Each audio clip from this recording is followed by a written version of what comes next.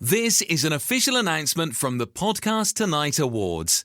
Your favourite show that you're listening to right now has been officially nominated for a Podcast Tonight Award. But the power is in your hands. Amongst other categories, this show is in the running for the prestigious Listener's Choice Award, and they need your vote to win. You can show your support and help them get the recognition they deserve. The link to vote is in their show notes and bio. Go now and make your voice heard. This has been a message from Podcast Tonight, celebrating the best in audio. Coming to you from the Freedom Federal Credit Union Studios, Harford County Living presents Conversations with Rich Bennett. Slow pitch affairs.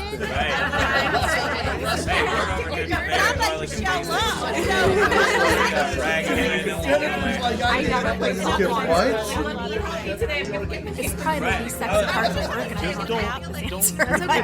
No. The truth is, Today's guest brings a kind of presence you feel before she even says a word. Jenny C. Cohen is a visibility and embodiment master who helps high-achieving entrepreneurs over 40 step into a bold, soul-led version of themselves. The version that doesn't hide, doesn't shrink, and doesn't apologize for taking up space. She created the Spotlight Confidence Formula, a signature method that turns the fear of being seen into magnetic leadership and grounded self-trust. But that's just the surface. Jenny's journey stretches from her days as an award-winning dancer, you may know her as Aliyah Jenny, to becoming a global movement expert, an integrative neurosomatic practitioner, a multi-time #1 international best-selling author, and the host of the Dance to Heal podcast, which ranks in the top 10% worldwide. She speaks of humor, heart, and hard-earned wisdom, pulling from her experiences in elite sports, leadership, entrepreneurship, cancer survivorship, parenting, Asian American identity, marriage, and yes, even fostering kittens. She shows people what it means to tell the truth with their whole body, not just their words. If you're someone who's been playing small, someone who feels like you're meant for more but haven't stepped into the spotlight yet, this conversation is going to hit home. And if you want to experience more of Jenny's work, including access to a 1-hour cardio dance and somatic stretch session, head to danceandheal.com. Again, that's danceandheal.com. So, Jenny, first of all, welcome. And I've been waiting for this, and I have to tell you this. I went and watched your videos of you dancing, and oh my God, I was blown away. I mean, talking about, mentioning how you talk with your body, the way you dance, it just, you can feel all the different emotions. At one part, I mean, I had tears in my eyes. But those of you listening, go on YouTube and just search for Aliyah Jenny, and I'm telling you, you'll be blown away, even in the music video she did as well. But seriously, I mean, I was like, wow. I've never really, I like dance, but I've always watched tap. Like Sammy Davis Jr., I love Gregory Hines and all them. But the way you were doing it, it kind of, and correct me if I'm wrong here, it's like you took belly dancing mixed with jazz, mixed with hip hop, mixed with ballet. And it was just so beautiful. And the outfits, oh my God. Wow. I mean, my first question for you is, how did you get into that? Because it's just, like I said, it's beautiful. Well, first of all, thank you for having me, Rich. I'm so honored to be here on your podcast, first of all. And thank you, audience, for tuning into this episode. When I discovered the art of belly dance that's more based out in the U.S. and our genre is more American cabaret, I found a teacher, and the only night my husband could get home early enough from New York City was Monday nights, and those were the advanced classes. Oh, wow. So I got thrown into a class that they already knew 18 choreographies, and I'm here, this mom of two almost 4-year-olds. They made fun of me in a good-natured way that I showed up with like a baseball cap like you're wearing today, Rich. Dirty, greasy hair pulled back, and my shoulders were pulled down and forward because I was used to chasing little kids around. And that's how I started learning this art form that has so much behind it. The thing is, I love hip hop, right? And I have a background in contemporary and ballet. Okay. And so, since I've been studying since 2002, I was able to mesh those three into telling stories. And for me, I have a lot of personal experience with what I'm dancing about or doing the story about, but I want it to be about universal themes. Yeah. So thank you for letting me know that you felt something, because that's the whole point. Do you remember that show, So You Think You Can Dance? Yes. There was one couple, they did the statue dance, and I remember thinking, wow, they were so powerful. They could reach almost through the TV screen and grab our attention. And I was like bawling, and I went, I want to dance like that. I want somebody to be able to see a video and feel that they're not alone. Like, I totally understand how you're feeling, and you're not alone. Like, we're never alone. We just think we're alone. We're really all still connected energetically. And then I saw that same couple dancing on stage live, and I was in bleacher nosebleed seats, and I felt the same emotion. I went, that's how I want to perform and tell stories. So that's my measure for every performance, because for me, it's never about, oh, Jenny's on the stage. It's who can feel less alone, even one person in the audience that knows, hey, I know what you struggle with late at night when, you're struggling to take a breath or struggling to plan what are you going to do in the future, or you've lost hope. I want people to be like, you're not alone. And that's why I tell my stories. Well, and the thing is, you connect with the crowd. I noticed that when you were dancing, you're always looking out into the crowd, and you're like, I don't even know if you could see them, because a lot of times the lights are so bright you really can't see anything. But it's like you're pointing to certain people, you're blowing kisses and everything, and it's I was just you tell a story when you dance. And you hit every emotion of people, and anybody and the crowd was going crazy. Let me rephrase that. The crowds, because of all the different videos I watch, were going crazy. I mean, they were cheering you on big time. The crowds were very generous, very, very generous, because there's a missing link for performers of any level, okay, is that there's an energy exchange. Because I'm very grateful for the audience to be there, because otherwise I'd be dancing by myself. Right, yeah. right. I mean, it's an unspoken contract that someone's there of their own free will to watch me and give me their time and attention. I'm going to take that energy, I'll change it and give it back.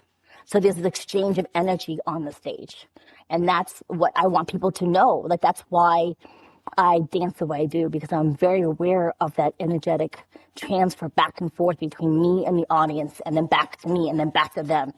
You can feel it. Thank you for seeing that. You can feel it when you're watching, because you watch other dance videos, you don't see the crowd, at least I haven't heard the crowd going that crazy. And it's like they just connected. You're right. It's like the energy going back and forth. They're feeding off of you, you're feeding off of them, and it just keeps getting stronger and stronger. Who did the outfits for you? Because those are outstanding as well. Some of the outfits were pre-bought, and some of them I just put together myself, because I tried sewing in the beginning. Right. Rich, my fingers had too many holes, and there was too much blood on my costumes. So I was like, I'm not doing this no more. I have a chip in my tooth from trying to pull the needle through the fabric. God.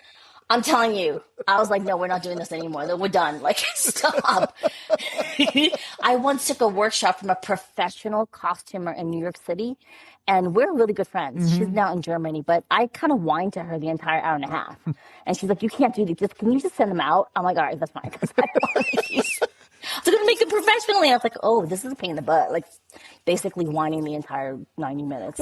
And she's like, And I noticed the one that you wore on stage, it looks, I guess it was a peacock, supposed to resemble a peacock, the robe and everything, but you also wore it in the music video as well.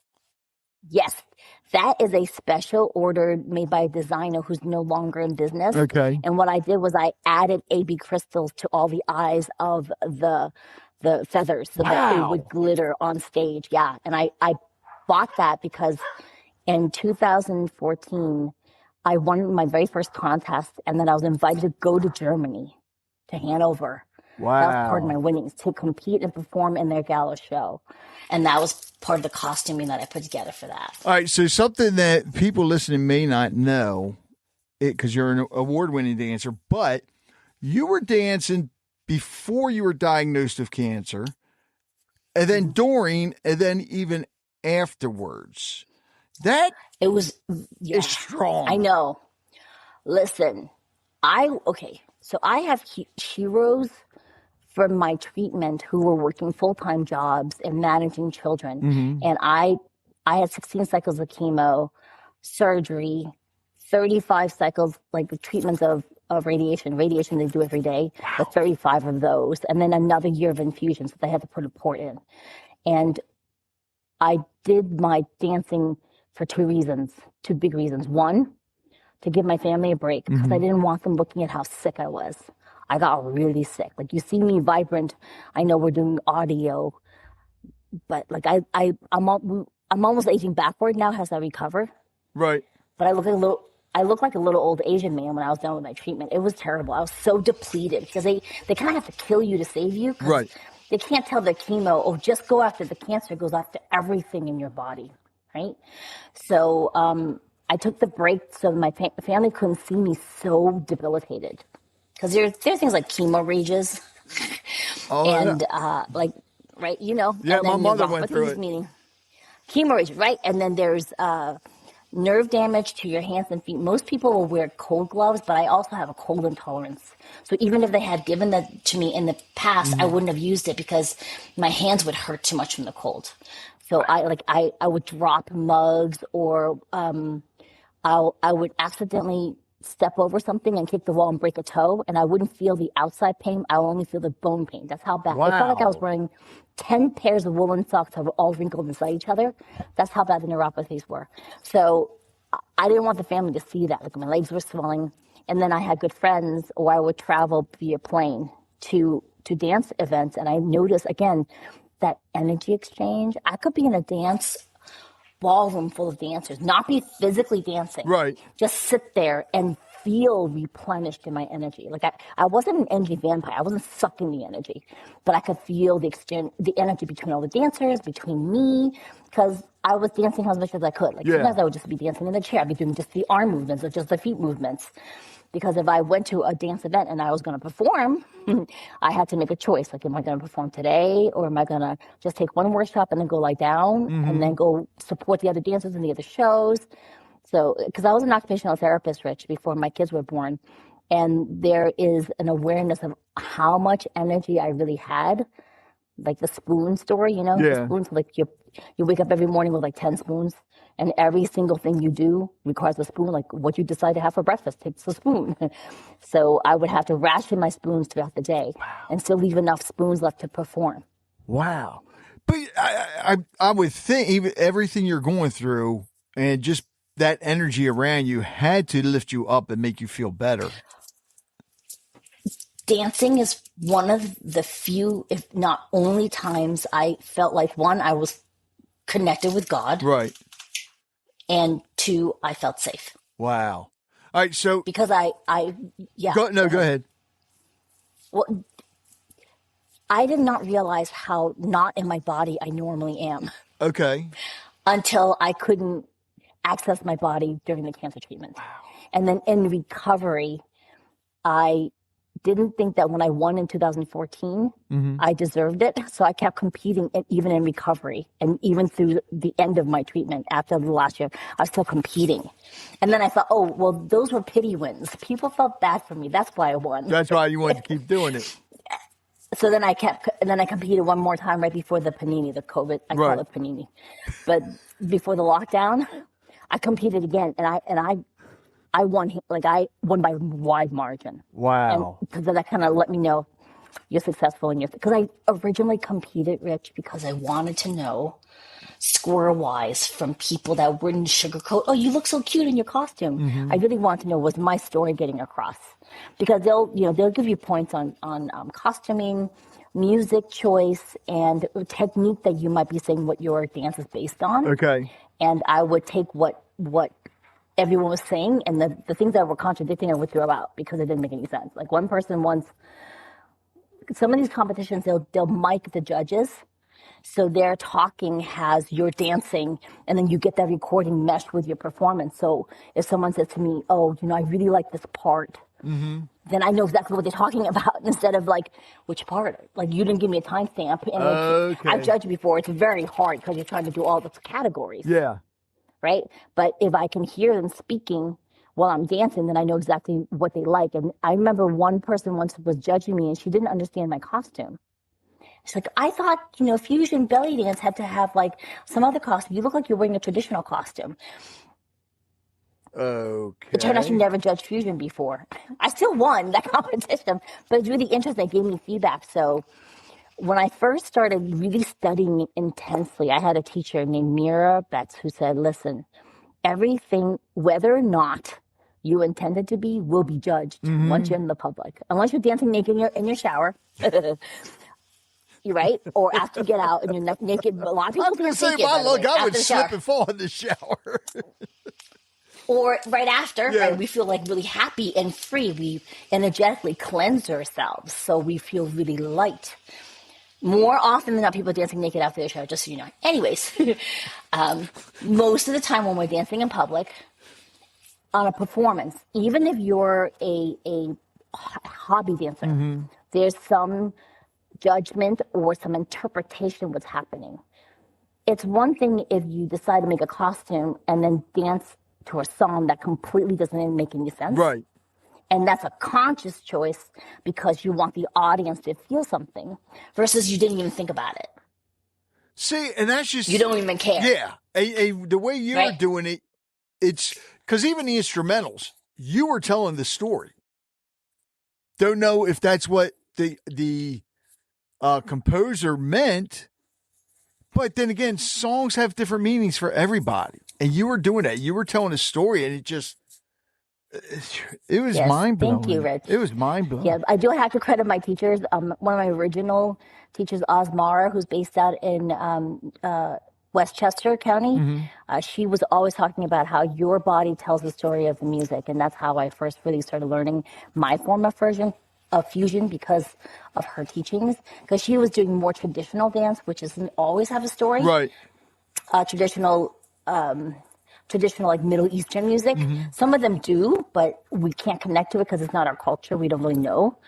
So she was just being like, you have to be expressing like this instrument or that drum that comes in. Are you sure that you're reflecting that? Are you directing their attention to it for the audience? And I think that's what makes you stand out because come to think of it, when you say that, and I'm thinking of tap and all these other types of dances, and it's like your body is another instrument. With you, that's not the case. Your body's not the instrument, it's the storyteller. And you're telling the story, which is completely different. And you think of tap. How many times do you watch somebody doing tap and all of a sudden, they go into their solo, which is part of the song? But, oh, wow. Yes. Wow. Well, and here's the thing. Here's the kicker. Ready, Rich. Hold on to your handles. Ready? Everyone's telling a story with their body. Oh, yeah. Yeah. Whether or not you're aware of it. And they call that body language. And there's another layer to it. So everything that's ever happened to your life is reflected in your body. Your body's holding those memories.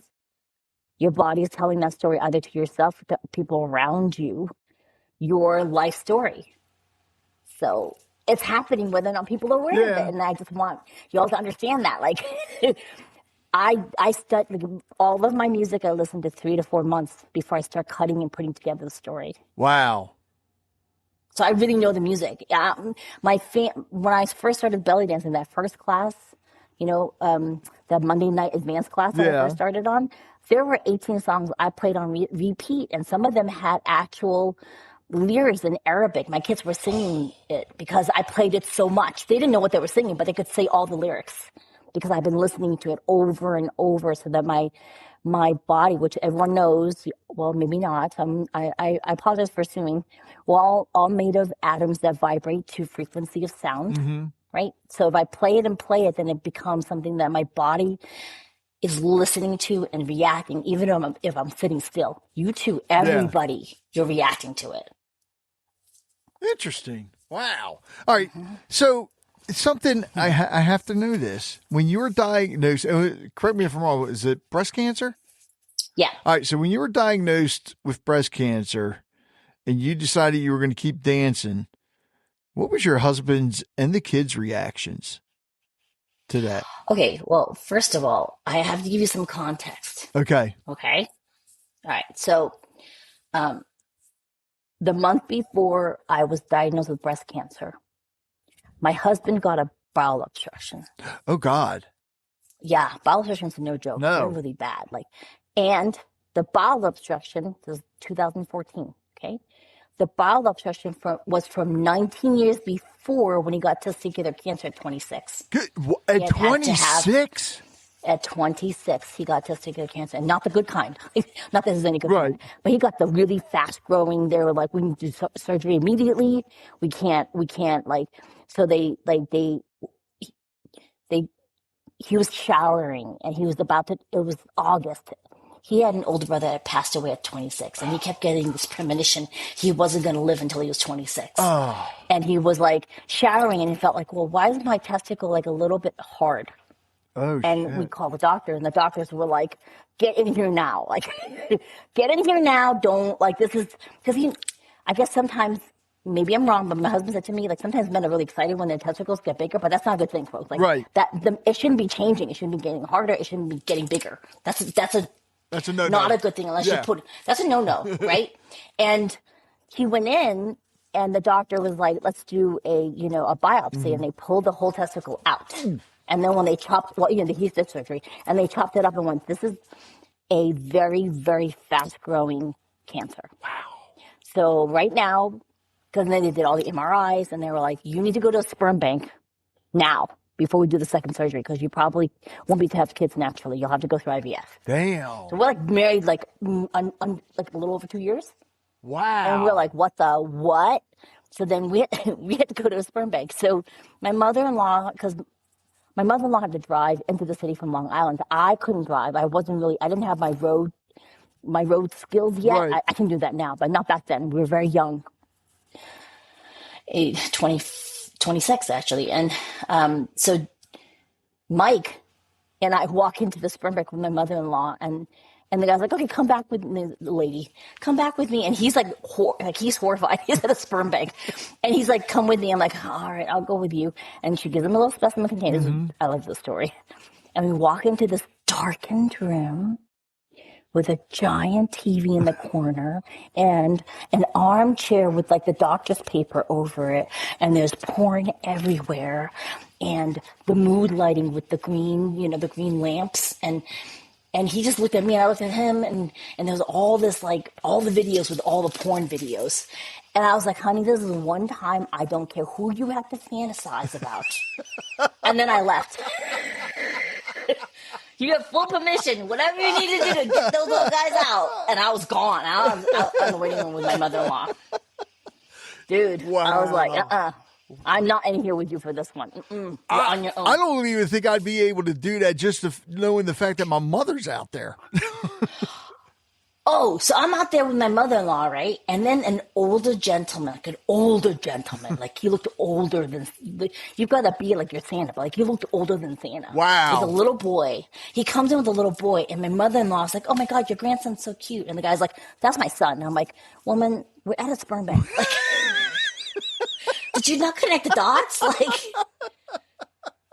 And then we had to be in the waiting room with them for another 20 minutes while my husband was in the little room. Wow. Oh, Rich, my God. I'm telling you. So, anyway, fast forward 19 years later, we have two fraternal twins through in vitro, okay? and he, out of the blue, he gets this. Oh, I hope you don't hear my dogs that's okay. dropping things. I have a lot of pets. Okay, great. He gets this bowel obstruction. And we thought it was gas because after that first surgery for the cancer, he would always get like gas problems and have to take gas pills. And we thought, oh, they'll just give him an IV with gas things and then he'll be fine. And they're like, no, you have no bowel sounds. So we have to put an NG tube in. And then all of a sudden he's like going in for emergency surgery by a neurovascular surgeon for like 7 hours. Good he's like Lord. under. Yeah. So I'm stressed the F out because our son had just been diagnosed with type 1 diabetes. Oh my God. 2 years ago. Right? So now I'm one of those kind of diehard, like if you're in the hospital, because I was an occupational therapist, I won't leave you alone. Right. At night, I will not leave you alone. I will be by your bedside. But back then, they didn't want family there. So I had to pull 2 visitors' chairs together. I was sleeping on 2 chairs while in the CPS. My kids are legal, so you can't take me to jail. But my kids are in my husband's Subaru, sleeping with the car running all night, and our 2 dogs, because remember, my son has type 1. Right. So I had to make sure my husband's this was a week he was in the hospital. Every night at 2, 3 o'clock in the morning, go downstairs to the car that I was running with my 2 13-year-olds. Mm-hmm. How old were they? They were really young, though. 13-year-olds, yeah. He got it when he was 10. Check my son's blood sugar. Make sure he was okay. Or if he was low, wake him up and have him have juice. The dogs are in the car with them. And then go back up and make sure my husband was all right. Jeez. Okay, so, and then at the same time, we also had some issues with my in-laws. Like, it was really bad, Rich. Really bad. I had to put my husband on, like a not list him so they couldn't. It was bad. So I have them screaming at me. My kids are in the car. My husband, emergency bowel obstruction surgery out of the blue. So to answer your original question, by the time he came home, right, I was like, I need to go to dance class. They're like, we'll see you soon. Because I've been so much stress dealing with that. And then when I got when my husband was actually, I think he was really surprised that I went to Germany anyways, but I had to. Right. Because one, it was a lot of money, like an international flight. And there was something in me saying, you need to go. There's a part of you that need to have this experience. I never flown internationally by myself. And I went out there, had a great time. I placed second runner-up out of like 9 really skilled dancers. And I gave them the wrong music. Oh, God. Rich, I was so stressed about competing against all these really good dancers. Oh. I performed Saturday night. Sunday is the competition. I give them the wrong CD. Oh, Jesus. So they're doing this introduction of this other song, and then all of a sudden my music from the gala starts playing. And I'm like, this is not my music. All right, they're not going to stop it. All right, we're going to do it. So I just performed my gala performance and still play second runner-up. Wow. Well, it's like I would have won the damn thing if I had gotten my music for competition. But then I came home and I found this lump. And I'm like, what's that? Oh, come on. Because I had made such a splash in Europe. They were going to start featuring me in festivals out there. But now I have to do breast cancer treatment. So my family was like, okay, did you want to go? Oh, you're going to go here? That's fine. Who's going to drive you? Because as I went through treatment, I got weaker and weaker. Right. So then I had to have more and more people help me, just to travel. But it was never where you going? It was more like, okay, they realized I needed to dance to keep having hope. Mm-hmm. Rich, I'm not going to show. It really sucks to go through cancer treatment. Oh, yeah. People are like, you're so brave, you're a warrior. No, I don't want to be brave. I don't want to be a warrior. I just want Nobody my body wants to be go healthy. through that. Right? And it was terrible. Yeah. It was just sucked ass, like really. And so going to dancing, being in the energy would kind of help my will to live come back. Because I do remember at one point in the middle of chemo, which one of the chemos is this bright red, and they call it the red death. They call it the red death. It makes your pee turn pink within 20 minutes of you being injected with it. A hell of a name to give it. I'm telling you, that's the name, the red death. I'm like, oh. Anyway, so. I don't want that. In the middle of my 16 cycles, at one point I remember getting hysterical, crying to my husband. I was like, I don't think I can do this. He froze because he's like, I'm managing you and the 2 kids and working a full-time job. He didn't know what to say to me. Right. I wasn't going to therapy. And I was just kind of like, I can't. I don't think I'm going to make it. Wow. And then he froze, and then I went, I can't do this to him. My husband just left his body. I think I'm going to have to just batten my hatchets and get through this. Jesus. So it was just, dancing saved my life during that, because I would have driven up if I didn't have it. Really, truly. I don't, wow. I don't know how you were able to hold, well, I do know how now, it's through dance, but I mean, to be able to hold it all together with everybody in the family going through something, that is, and were you still fostering pets at this time as well? You ready? Oh, God. So, please don't tell me one of the animals got sick. Well. Oh, jeez. Rich and family community. So here's the thing. My son had type 1 diabetes. Mm-hmm. My husband gets his bowel obstruction. I get cancer. We had to move cross country because at that time during his job, because I intercepted some of the emails while he was, in Mm-hmm. surgery, he was being treated very poorly at his job in New Jersey. Oh. It was terrible. So he had to kind of find a job during my cancer treatment that ended up with us in Utah. Wow. In the middle of this whole thing. So we had to move cross country. In the middle, like I had to finish out my treatment by flying back east because I didn't want to switch doctors. Right. So we moved out here in 2015. Oh shit! Okay? Just 10 years ago. And yeah, just 10 years ago. And so, because I was, they announced that I was cancer-free January 2015 because the surgery, after surgery they did all the biopsies, right. And they were like, "Hey, everything's dead. So you're good to go, but we're going to do the radiation and then another year of the infusions because you're triple positive breast cancer, and we have this treatment that's going to keep it from coming back." Triple positive? So, yeah, like hormone positive, yeah. So it was like, so then we're out here, and we didn't know that my daughter.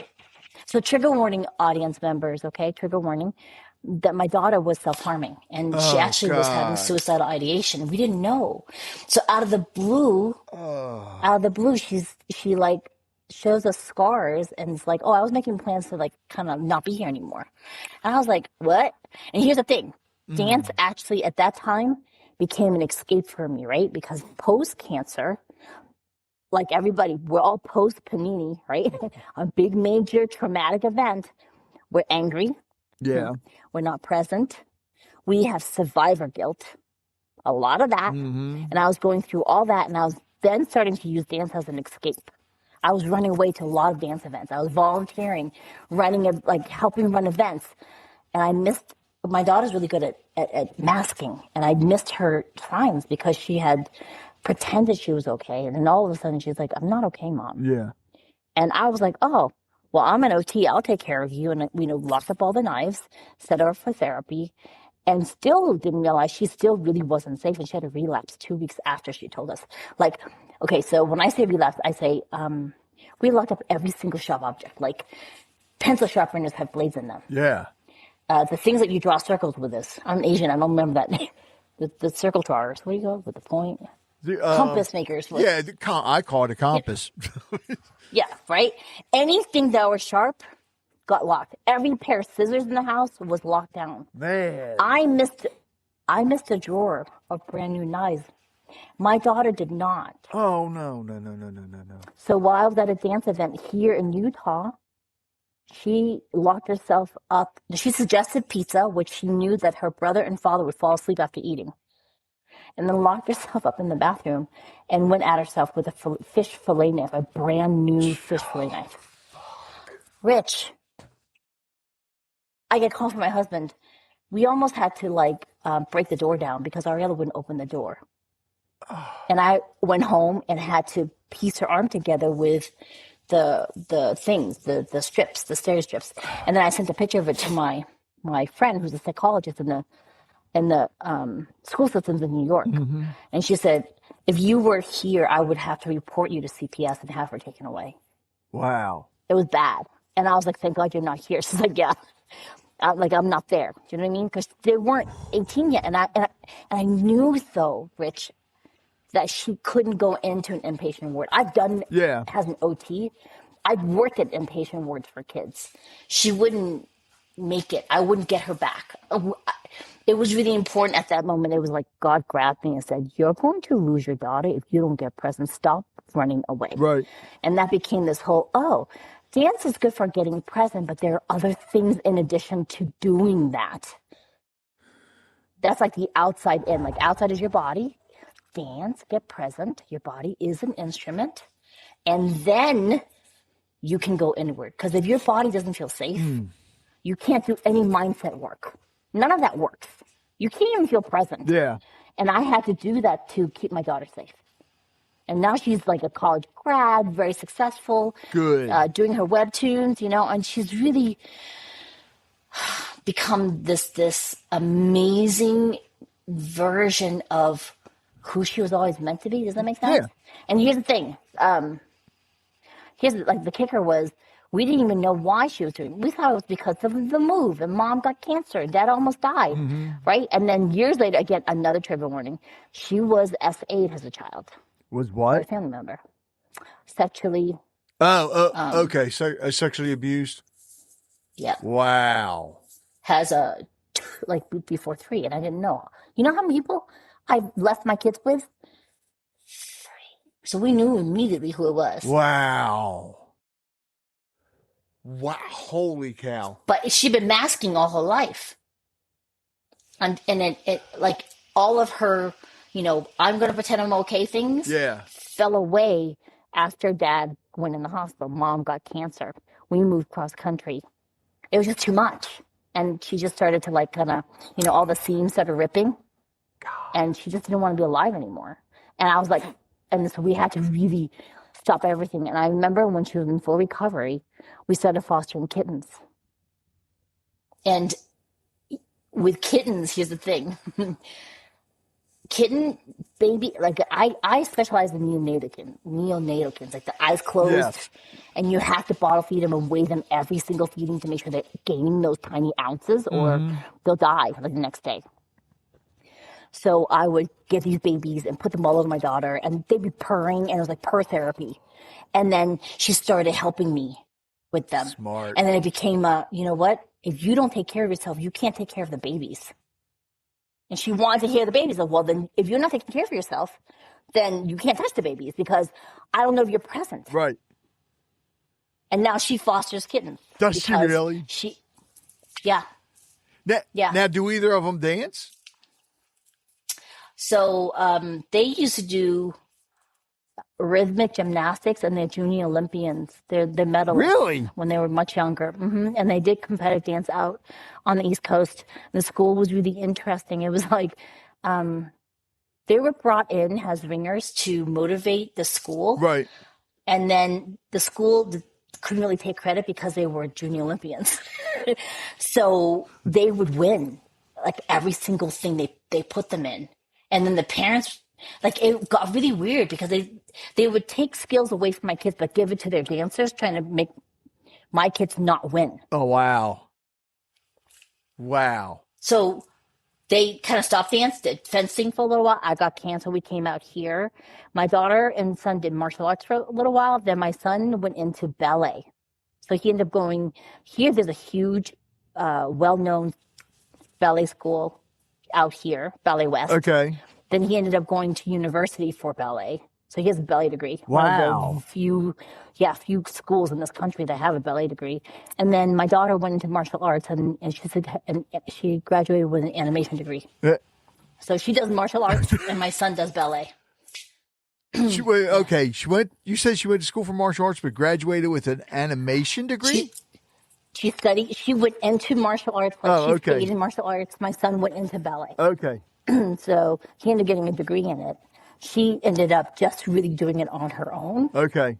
And then doing animation, because she was going to do engineering, and she was an architect, but she really likes to draw. So they're both artists. Yeah. I wonder who they get that from. I don't know. All Wait, so wait, I didn't even know, because when I read your introduction, that's when I found out. But you also wrote a book? Yes, I did. I wrote a book about what I used to start to come back into my body. And a lot of it has to do with recognizing my anger of getting cancer. Because I was at my best, most, I thought, healthiest. I was at my pre-baby weight. Mm-hmm. I was strong. I was vegan. I was working out. And I got cancer. Like what? There's no history of breast cancer in my family. It was the stress. It was the stress of my life. Wow. Well, I mean, yeah, look at that. Just figure everything you've been through. Yeah, it just piled up. Wow. It just piled up. It's everybody.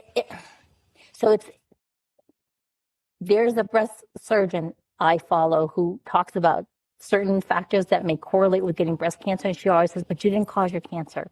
We're not saying you caused your cancer. It's just we're not told what contributes to the factors that lead to cancer, right? And if you're someone who was like abused or neglected, we don't know that actually will, unfortunately, affect our programming so that we're more susceptible to it, right? I was just at an event. I just got home this morning. I was at an event in Phoenix, and there was a person speaking about there's this ACE test where they ask you certain, the ACE test, right? So they ask you, and if you score 4 and up, you're more at risk for depression and anxiety and addiction. Right? And I'm like, I was like, oh, great, I'm an 8. An 8? I'm an 8, yay! Wow. Yes! Because here's the thing, in healing my daughter, because I had to find her a therapist. But then I ended up needing a therapist. And then I found a therapist I was willing to take my daughter to. Because most of the times they don't do that. They don't see a whole family. Right. But this therapist specializes in complex PTSD, which is trauma from your childhood, because it really, really affects who you are as an adult. And then I realized I've been looking at my life with rose-colored lenses all my life. And the reality of it is, Rich, right, because I was born in Taiwan. Okay. And Taiwan's shaped like a bean. And I was born in the tip of it in Taipei, the northern part. My mother's from the middle part of the bean. My dad's from the very, very southern, really, really country, like think Shrek country. Okay? Like outhouse, chamber pots, no electricity, dirt floors. Okay. When I was born in Taipei, my father came to the States. My mom was working like in the military, like as a secretary, like up there. Okay. My father's mother was supposed to come up north to take care of me. And my father's father said no at the last minute when my dad left. So then they had to send me and my brother. I was 4, my brother was 2, down south into this country, rural. It was a shock. There was no electricity. There's no lights at night. For the longest time, I didn't realize why I was so afraid of the dark. Wow. Because I went from city lights to darkness. If you grow up and you can experience joy, but as a child, I was terrified. And then there's chamber pots. Like, I remember hating that chamber pot because I was so small. At 4, I would fall in. So I would just not pee at night. Oh, crap. I didn't even think about that. Yeah. I was teeny tiny. And then we were there for about 8 months. And my mom's working, trying to visit us. She said, a lot of people said, every time she visited us, I'd be running, screaming as she was driven away after. So there's an abandonment thing, like every week. And then my brother and I were left with very, very uneducated, kind of like really, like they're farmers. Yeah. They weren't educated at all, right? And it's like in Taiwan, the Taiwanese men are known as wife beaters. You're listening to Conversations with Rich Bennett. We'll be right back. Hey, Terry Troyer, station coordinator here at 91.1 WHFC, inviting you to support us right now at WHFC911.org. Your support keeps us playing your favorite tunes and bring you the latest campus news too. Donate right now. Be a part of our vibrant community, WHFC911.org. And thanks. So we watched my grandfather beat my grandmother every day for 8 months. I don't remember any of that. I have no memory of my childhood. I don't remember anything. I had no memories. I was probably essayed by somebody there. Didn't know. I had to uncover all this stuff while my daughter was healing. I'm like, shoot. Okay, I had this stuff that I had not resolved. Yeah. It was so not devastating, but it really unsettled me because I was like, whoa, how did I make it this far? Because It was my buried. grandparents would, right? It was buried. You had a lot of people don't really, really sit and go, well, what did I really go through? Yeah. Like your body will remember and tell you when you're ready, right?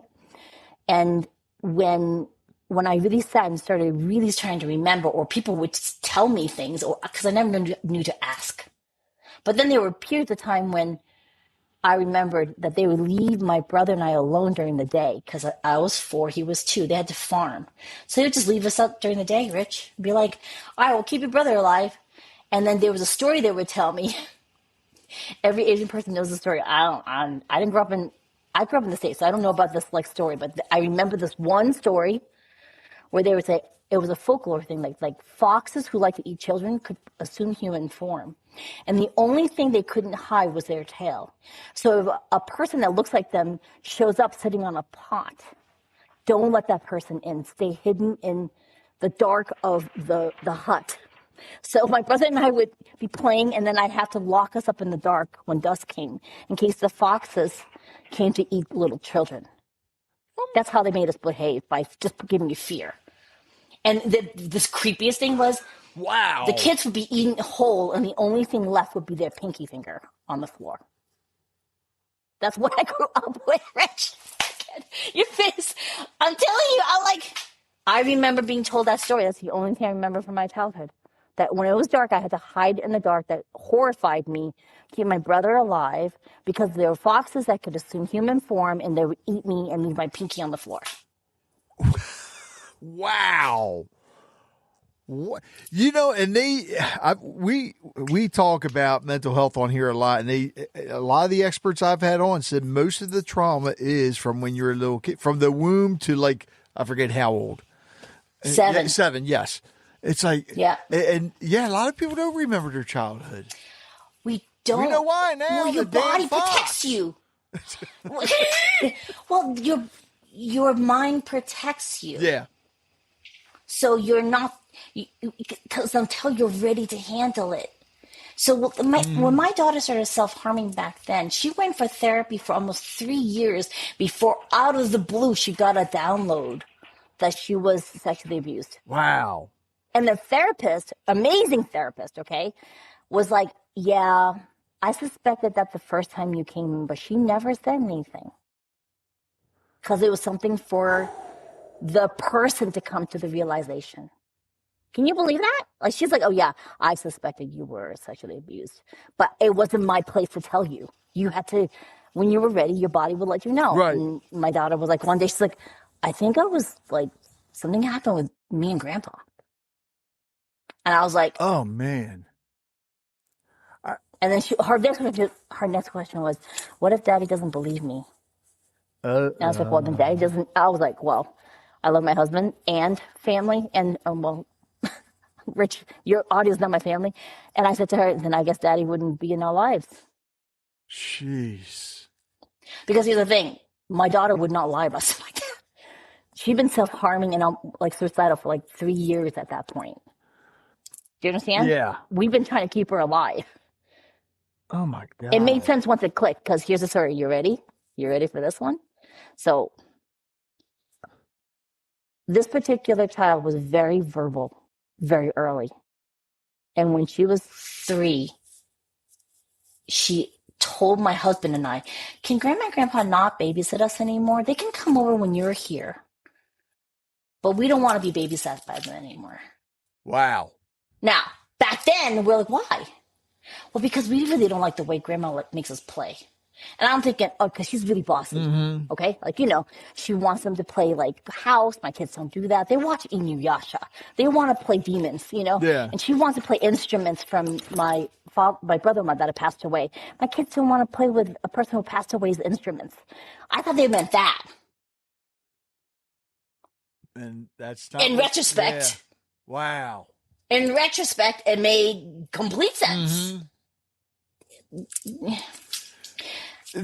God. Yep, exactly. Man. Yeah, exactly. Exactly. I'm telling you. And it's amazing that you still look like you're only 30 after everything you've been through. Those of you listening, she does. Thank you. I did look like a little old Asian man when I was done with cancer, so let's be honest. If you go to Margaret Cho's special that she filmed at Netflix, I'm in the front row with that turquoise scarf. I looked like a little old man, and it was in the recovery process that I really started to want to take better care of myself, and then started to age backwards because, so to segue into something else, so when my husband had testicular cancer, they said that the testosterone he was producing from the one testicle was enough. It actually wasn't. It wasn't. And I didn't know that with the chemo-induced menopause, it's actually really dangerous for my body. I did not know. So I'm 11 years in menopause, and they even put me on tamoxifen, which is a hormone suppressant, right? To not have the cancer come back. And now I have,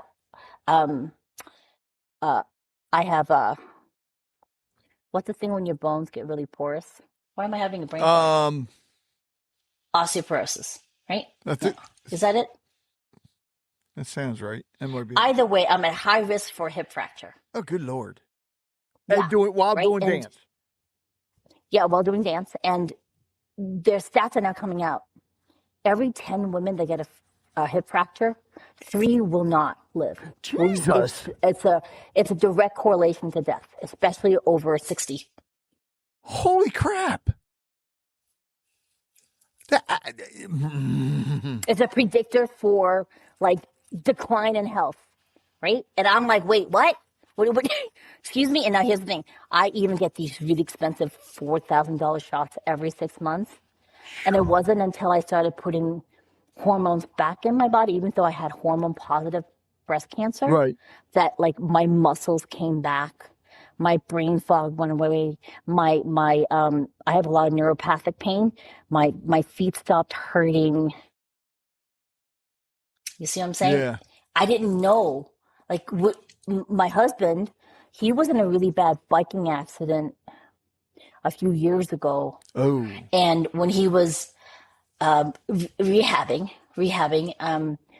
the doctor that was working with him said, "You don't have enough testosterone in your body to recover. Did you know that? Your levels are too low." And the guy was like, "You need to be, for us to continue doing like PRP shots where they take your blood and spin out the protein and put it back, you need to be optimized for healing and recovery. So your team needs to be like here." And most people are like, "Oh no, this is like you're gonna get heart attacks and your risk for strokes." And right, a lot of men are having a decline in testosterone, which affects your health, your heart health. No one talks about that. They're like, "Oh no, you're fine." And then that leads to like erectile dysfunction. But then that also is correlated to heart health at the same time. Good Lord. So here's the thing.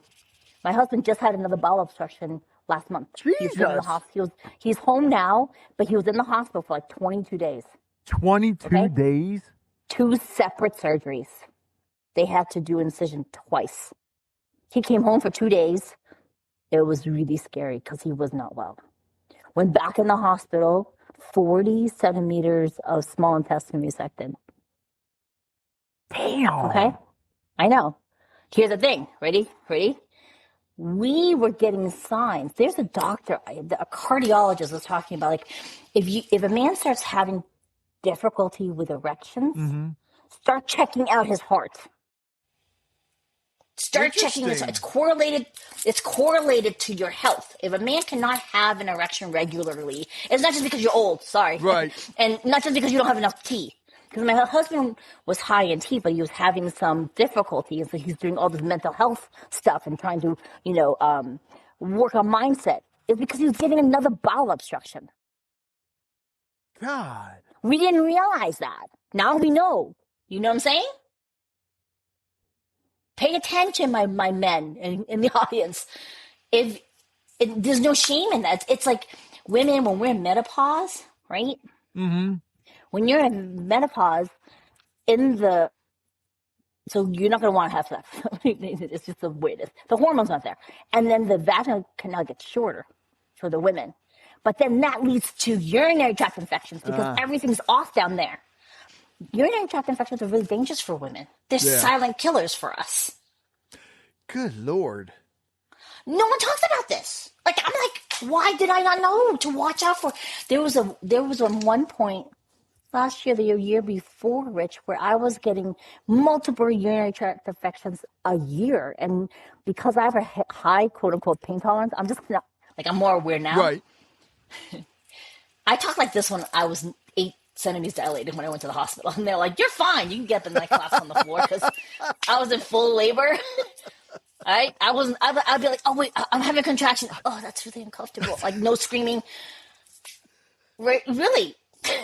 Rich. So I'm like, oh, it's itchy. And they're like, you have a really bad urine. You don't know pain? I'm like, no, just really itchy. Right? So some of us were conditioned to, you don't really feel pain. You're really, really good with pain. I'm like, there's no good with pain. Pain is pain. And if you have things that your body's kind of whispering and then talking a little bit louder and then eventually just yelling at you, there's ways, Rich, for us to ask ourselves, like muscle testing, which is applied kinesiology. Okay? Have you done muscle testing before? I don't think so. I'm going to do it with you. Okay. Wait a minute. You can do it virtual, I guess? Yes. I know I need to work on my strength, too, because I lost a lot of weight. And as I did, I wasn't doing my strength conditioning. Okay. All right. So here's the thing. If we were in person, I would do the muscle testing where, like, your arm would be put at shoulder height and I would gently press down, you would resist, and then I would ask a question and we push down your arm. Okay.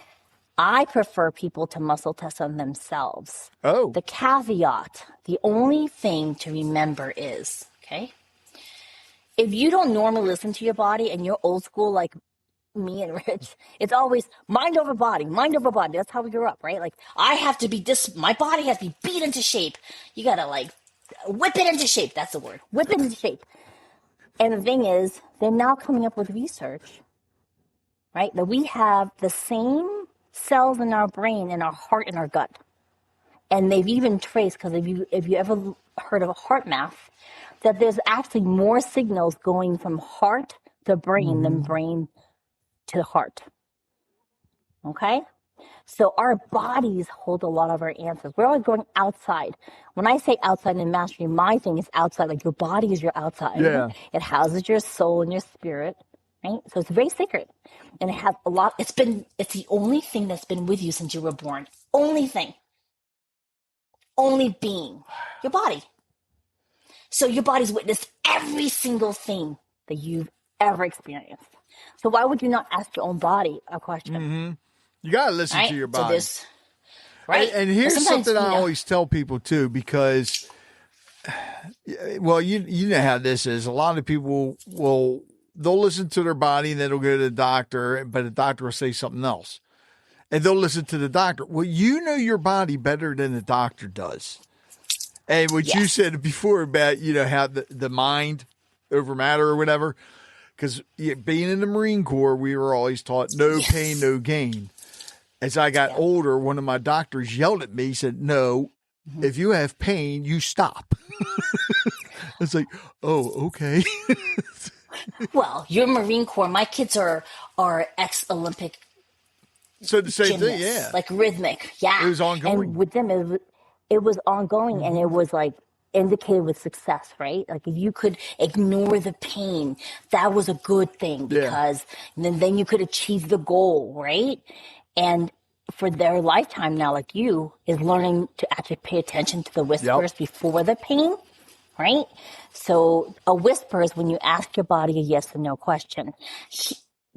Some people know it, like, for like food testing. If I hold something up against my chest and you close your eyes, you lean towards it, away from it, and it'll tell you whether or not it's good for you or really not good for you. Like, I challenge anyone to hold I used to go through a 5-pound bag of sugar in 2 weeks because I like sugar a lot. Good I don't Lord. have any sugar anymore. I know. It's so good. I put it in my Earl Grey tea, but I don't do that anymore. Although I used to don't make do it, sugar but- sandwiches, so I can't say it. Dang it. Not anymore. Not anymore. I use stevia in the Yeah, yeah. raw now, so. Yes. Stevia. Yep, we do liquid stevia in the packets. However, back in the day, if I were to have done muscle testing with sugar, and I'm going to bring the camera now so you can see, if I had put the sugar bag in front of my chest, closed my eyes and said, is this sugar good for my body? Most likely my body would have just leaned naturally backward away from it. No, it's not good for you. My body was not going to lean towards it. Yeah? People do that with food allergies. Like sometimes they'll be like, is this something I can have? Because there's some people who can have tomatoes cooked, but they can't have tomatoes raw. Yeah. Like my son. Especially if they have gout. Yeah, right. I used to test out this leaning forward and backwards if I'm listening to a seminar on Zoom and someone's trying to do like some mind programming, and I'd be like, is this for me? And my body would be like, no, it's not for you. Okay, fine. Then we're not going to buy this, right? But sometimes if you're in a conversation, you can't be like, excuse me, I'm just going to test out. Right, yeah. Yeah, right. So there's other ways to do it, though, with your hands. There's a ring method where you just make an okay sign and you press your fingertips together. Okay. And in the seam, you take your other finger and push it along here, and then you kind of pull against it, right? So that's one way to test it, meaning, so if you say, my name is Rich Bennett, and then you pull, it should be strong. My name is Rich Bennett, yeah. I'm not pulling it through. Right? It's pretty strong. Yeah, right? Now, should you also do it with your less dominant hand as well? Yeah, do it. Oh, that's Do working. it with your left thumb and still pretty good. So now stay on that hand, Richard. Hello. Rich, and then release. So it's just a little tug. Okay. And then it's strong, right? It's strong. Yeah. It stays together, right? If you were to say, well, my name is Penelope Cruz. Like, my name is Jenny C. Cohen, yes. My name is Penelope Cruz. Now, I'm squeezing the bejeebers, but I can very easily pull through. Nah, come on. My name is Rich Look down Bennett. at it. You said don't look down at it? Look down, look down, but don't look up. Yeah. Okay, my name is Penelope Cruz. I guess I'm Penelope Cruz. Yeah. Oh my God, you're Penelope Cruz. So here's the thing. My name is Tom. Wait a minute. Okay, when I said Tom Cruise, I came through. So, Rich, it's not the same pull. So you're going to release and then say the second phrase, like, my name is Tom Cruise. My name is Tom. Get the hell out And of you here. did, yeah. All right. What color are your eyes? They change. So they're blue, but the one will change from blue to green sometimes, depending on my mood. Cool. Okay. So you can say, my eyes are blue and blue-green. Mm-hmm. Right? My eyes are brown, right? I've always wanted purple eyes. My eyes are purple. No. Purple eyes? Contacts? No. Green eyes? No. I don't know. I don't think I've ever seen anybody with purple eyes. That could be kind of... But they're Asian people with green eyes. Really? Mm-hmm. Mm-hmm. Wow. Yeah, because it's a non-dominant trait. So they'll marry someone with another non-dominant trait, and then they get green eyes. Good song, by the way, Green Eyed Lady. So yeah. So now do your eye color and do that. My eyes are blue. My eyes are green. Oh, come on. So now, if you were ever to ask a question, right? Bullshit. Mm-hmm. My eyes are blue. That is weird. Your body knows. It's weird but wonderful. It's wonderful weird because if you were to be talking to someone, right, Rick? Yeah. And you felt like they were lying, you can ask, are they lying to me? And do muscle tests. Now, I love this one because if I'm talking to you like in person, I could be doing it down here and you wouldn't know. I could do it behind my back if I'm talking to someone. Because sometimes I just need a little affirmation to my gut. Mm-hmm. Because your body will know. Your body knows because we're all kinetic energetically. I love the shirt, by the way. Thank you. Unapologetically Asian. I love that. I travel with this, just waiting for someone to say something. I love that. Yeah. Wow. Does that help? Yeah. Yeah. And then some people, the ring doesn't work. So then we do the non-dominant hand where you do a pointer finger where your hands are squeezed together in a fist. Yeah. And then you just hold your finger out.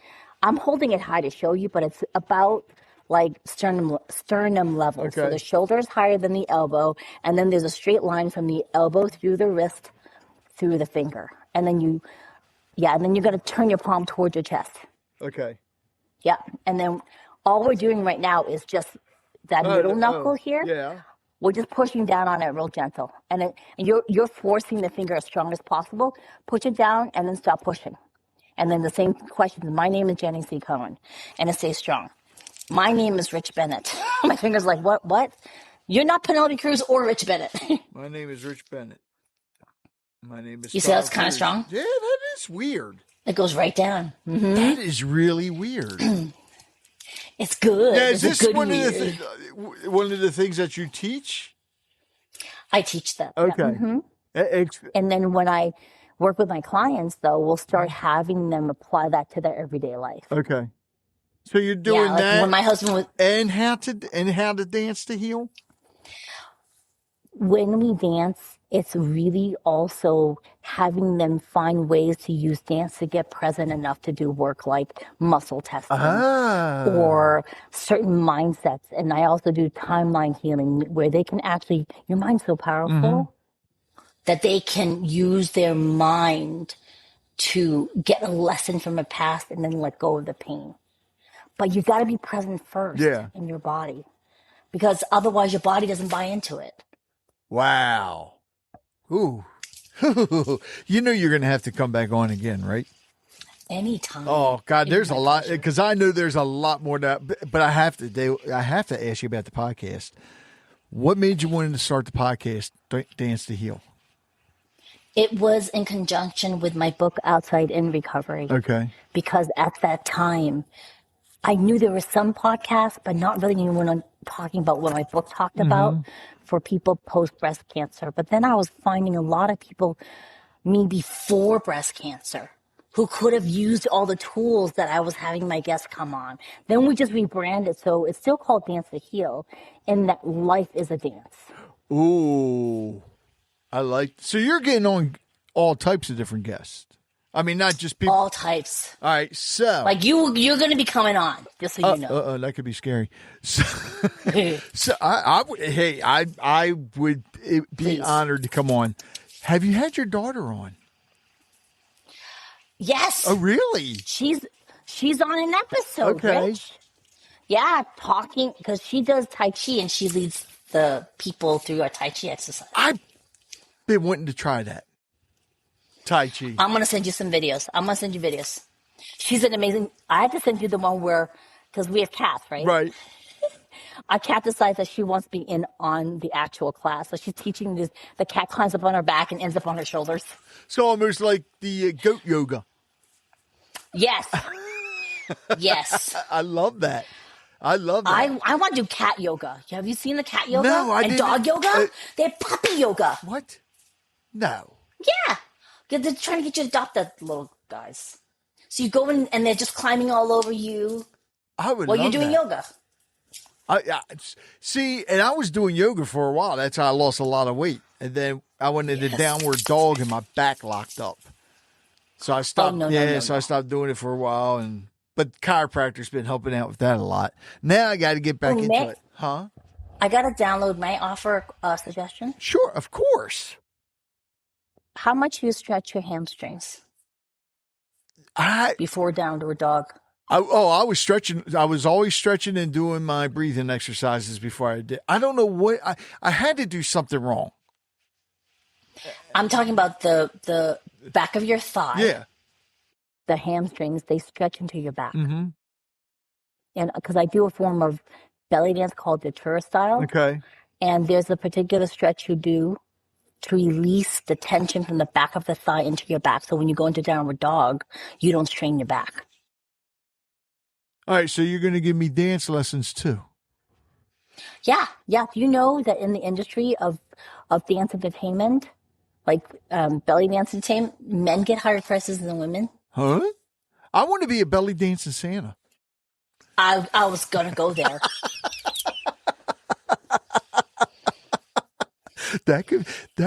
Oh, man, I can't wait to see my costume for that. I'm already getting ideas. Wait a minute now. I'm already getting ideas. Thank God you're out. I'm already Thank God getting you're ideas. out there in Utah and not here. Look.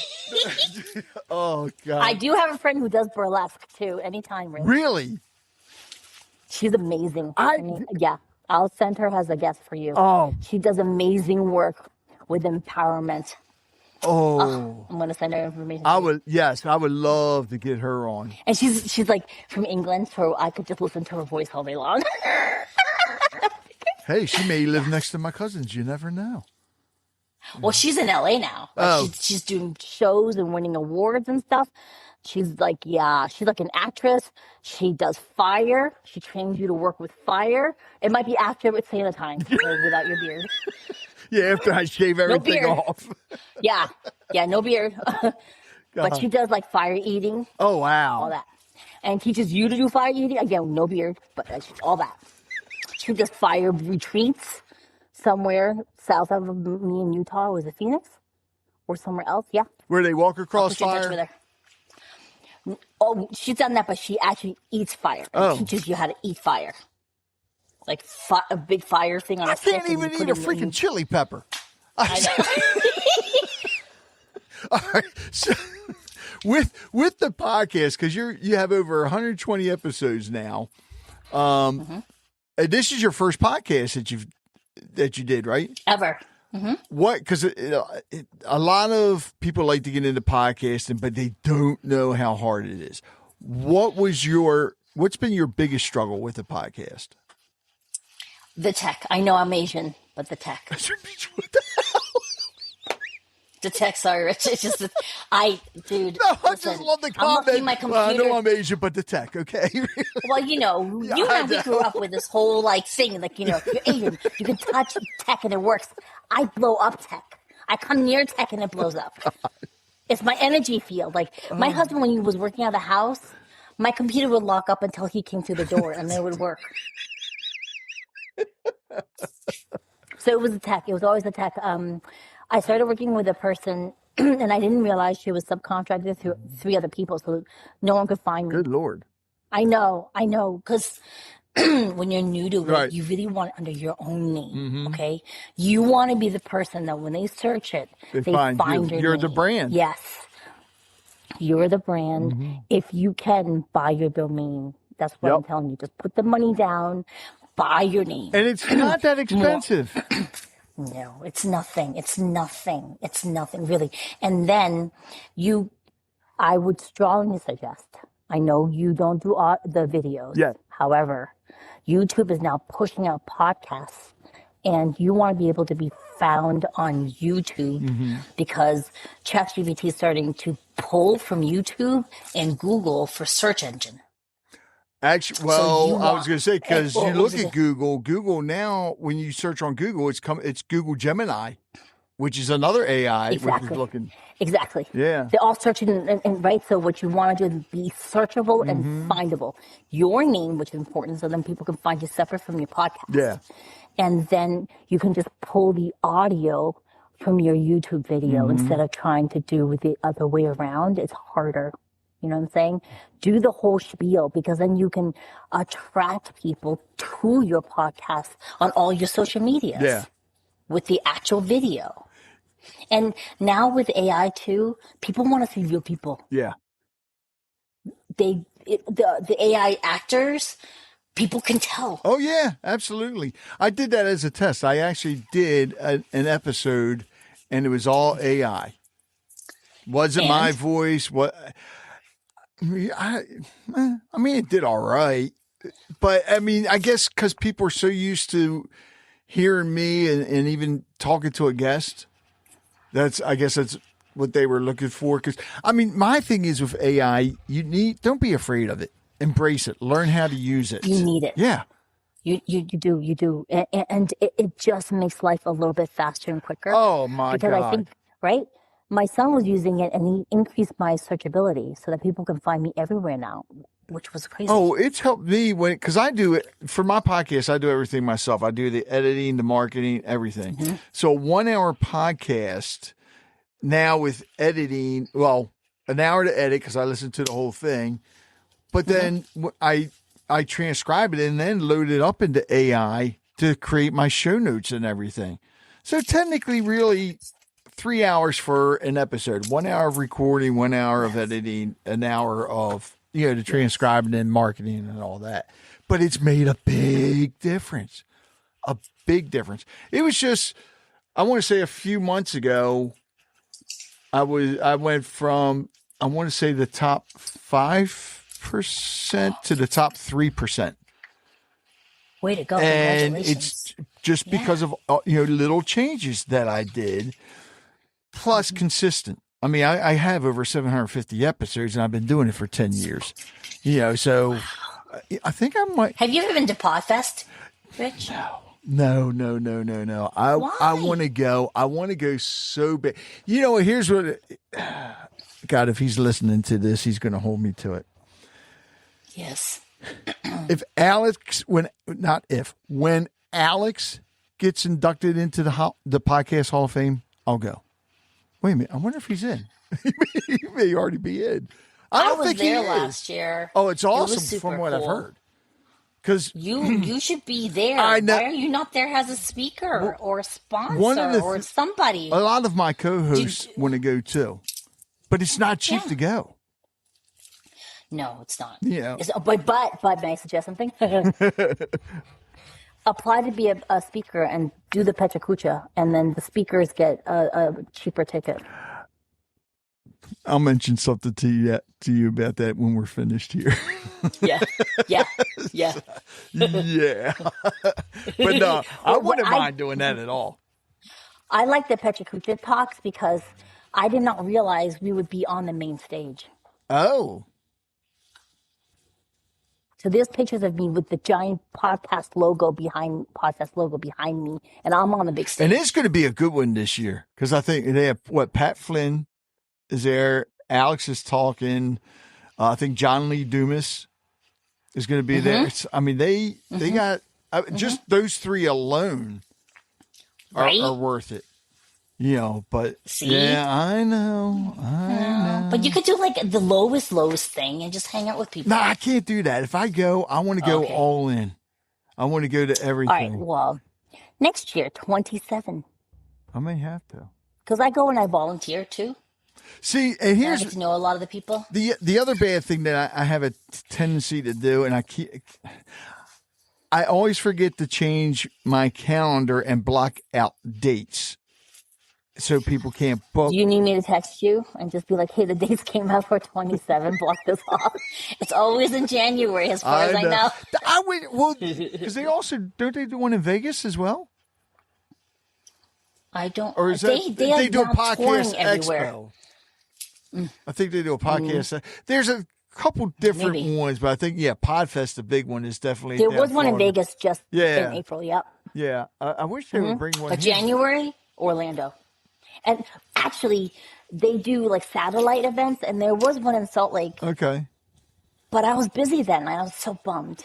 See, Like Podfest did satellites, and they had one here. with my I bet luck, you they have one by you. I would go to Podfest in Florida, and I would get banned because I'd probably bring snow from me and it'd be canceled.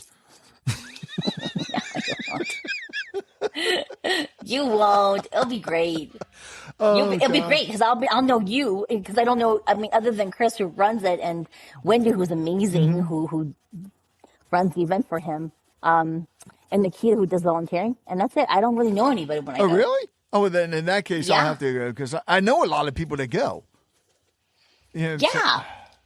Okay. You have to go just so I can be hanging out with you, meeting people. I will. Because like I meet everybody, but I retain nothing. I came over everybody, just so you know. I keep telling my wife, I was like, let's go. She goes, why do I want to go to a Podfest with you? I was like, it's Florida. She goes, yeah. I don't want to go hang around with you. No, it's true. It's true. It's true. What does your wife like to do? What does she like to do? What are her interests and hobbies? It's hard to say because I always said she's a hell of an artist, but she doesn't do her art anymore. She's what kind of artist? Drawing and painting. Yeah. Yeah, I wish she would get back into it. She loves decorating. Like, she's been doing the upstairs with all the Christmas stuff. Yes. Yeah, she loves to do her little garden. But she will not come out with me and be Mrs. Santa Claus. Well, I don't blame her. All right, on that note, geez, thanks, Jenny. Well, no, God. because it's different. It's different. Yeah, whatever. I mean, it's different. Well, sorry. I'm always going to be in the wife's corner. I'm sorry. I know. That's okay. But Mrs. Bennett, I got you. Well, my thing is, I wonder if there's anything art related going on, and then she could go to that while you're there at Podfest. Oh, she could find stuff to do easily. Yeah. Yeah. Yeah. Actually, maybe make it a family affair. Oh, that would be even And then cool, everybody be like, where's actually. Rich? He's at Podfest. What the hell is Podfest? God. Anyways, before I get to my last question, is there anything you would like to add? Before I add this, everybody go listen to the podcast. And you also know about the danceandheal.com for the cardio and, oh my God, help me out, Jenny. Cardio and stretch class. Thank you. So when you go to Dance and the Heel, it's DANCEANDHEAL.com. Heel has in like it better, not heel as in high heels, okay? That's a different type of dancing. Yes, it is. And never mind. That's a whole nother episode. Ow. Well, men dance in heels now, right? They The do pole walk dancing, classes. I know. Yeah. One of my co-hosts does it, and I'm like, how? Do you not break an ankle? No, not that, because they go running and jump on that pole. I'd be breaking a nut. There ain't no way. I'd be a girl afterwards. I mean, I used to be a male dancer, but I didn't do the pole thing. Not a. Wait. Anyways, You just male dancer? Excuse me? No, I'm sorry. A little. What kind of dancing? What? Uh-huh. I didn't hear that. Okay, here you go again, Jenny. You're screwing me. Oh God, yeah, that came out thanks to Alex's idea for our 750th episode to do it live. So I had all my co-hosts and everything, and we did a live recording. And my sister's one of my co-hosts, and she brought that up, and all my other co-hosts were like, "Oh my God, you did what?" Yeah. What kind of dancing? I was a male. I know your audience wants to know. I was a male stripper. Stop! I love that. A long time ago, shortly after I got out of the Marine Corps and before my chest dropped.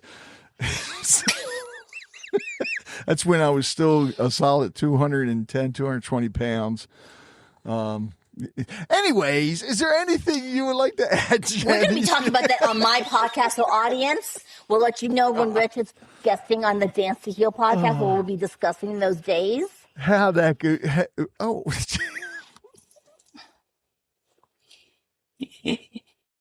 How do I step into these things? How? God. Okay. All right. Last question. Yeah. Actually, run it lips here. Pick a number between 1 and 100.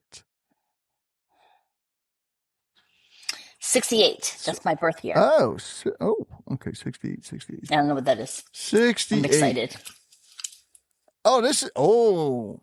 You know what? This is a good question.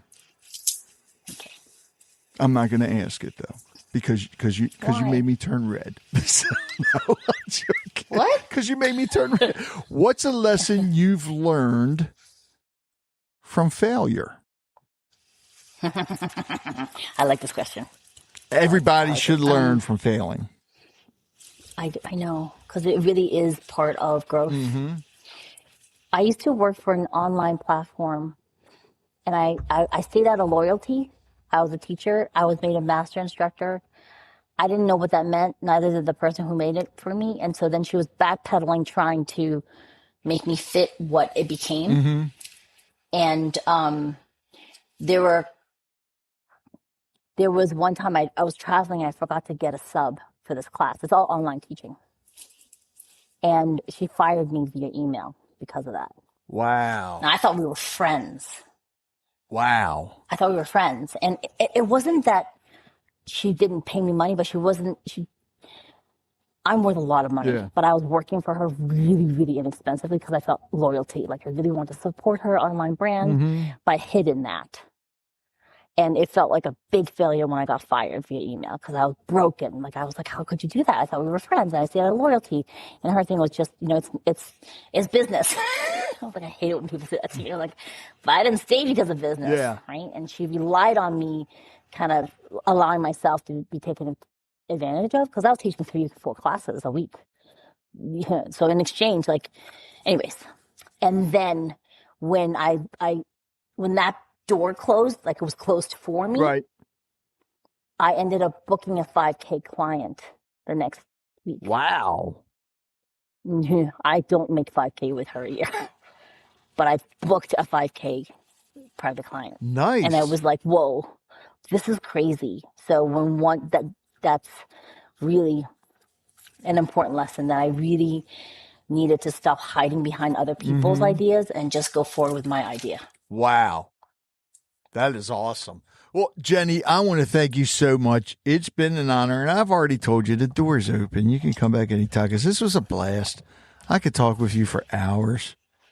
But don't forget me coming on my podcast we'll talk about that when we're done here. Okay. I know I can come on your podcast so you can make fun of me and pick on me and everything. Actually, say, Rich, do you have any pictures of you in that diaper? Never mind. Go ahead. You offered that. I did not ask for pictures, but now I'm going to ask for pictures. Audience members, do you hear this? Rich said there's pictures. No. Is it video? Oh my God, no! That was a long time ago. I mean, even the picture was like, somebody sitting there with a chisel and stone. Jenny, thanks. They didn't have diapers back then. Thank you for having me, Rich. God. Thank you for listening to Conversations with Rich Bennett. I hope you enjoyed today's episode and learned something from it as I did. If you'd like to hear more conversations like this, be sure to subscribe to the podcast so you never miss an episode. And if you have a moment, I'd love it if you could leave a review. It helps us reach more listeners and share more incredible stories. Don't forget to connect with us on social media or visit our website at conversationswithrichbennett.com for updates, giveaways, and more.